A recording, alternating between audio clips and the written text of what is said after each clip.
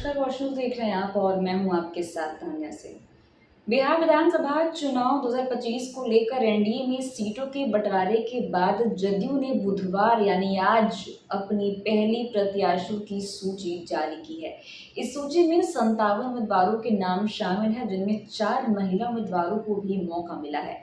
देखिए, इस लिस्ट में सबसे ज्यादा चर्चा गायघाट विधानसभा सीट से उम्मीदवार बनाई गई कोमल सिंह को लेकर हो रही है।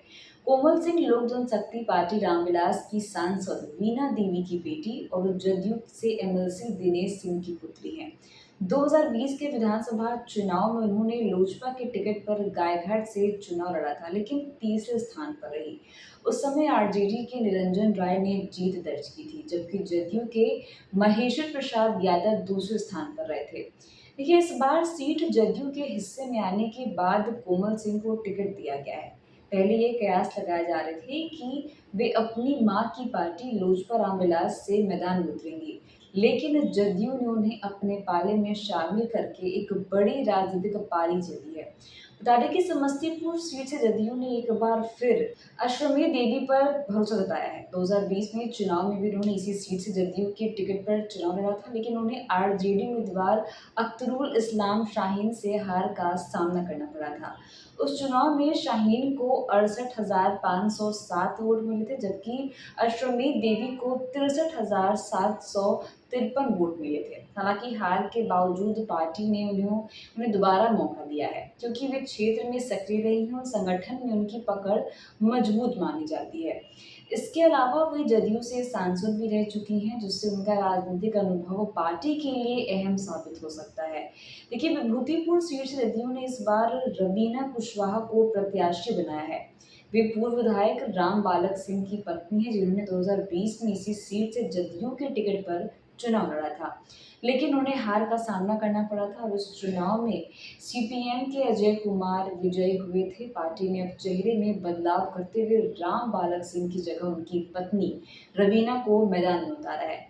देखिए, ये भी माना जा रहा है कि महिला उम्मीदवार को उतारने का फैसला जदयू की महिला सशक्तिकरण नीति और नए सामाजिक समीकरणों को ध्यान में रखते हुए लिया गया है। वहीं आपको ये भी बता दें कि मधेपुरा सीट पर जदयू ने इस बार बड़ा और ऐतिहासिक फैसला भी किया है। जी हां, आपको बता दें कि पार्टी ने वर्तमान विधायक निखिल मंडल का टिकट काटते हुए उनकी जगह वैश्य समाज से आने वाली कविता कुमारी शाह को उम्मीदवार बनाया है।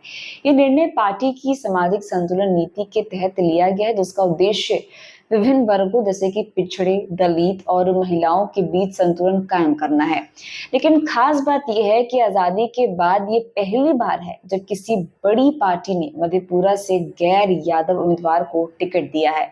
परंपरागत रूप से इस सीट पर यादव समुदाय का वर्चस्व रहा है और अब तक अधिकांश पार्टियां उसी समाज के उम्मीदवारों को टिकट देती आई हैं। लेकिन सबसे बड़ी बात यह हो जाती है कि जदयू का यह कदम राजनीतिक रूप से एक बड़ा बदलाव भी माना जा रहा है। इससे न केवल मधेपुरा की सामाजिक राजनीति में नई दिशा मिल सकती है, बल्कि ये संकेत भी मिलता है कि पार्टी 2025 के चुनाव में जातिगत गणित से आगे बढ़कर सामाजिक विविधता और संतुलन पर फोकस कर रही है। कोमल सिंह, अश्वमेध देवी, रवीना कुशवाहा और कविता कुमारी शाह जैसी महिलाओं को मौका देकर जदयू ने ये संदेश देने की कोशिश की है कि वो राजनीति में महिला नेतृत्व को मजबूत करने के साथ साथ समाज के सभी वर्गों की भागीदारी सुनिश्चित करना चाहती है।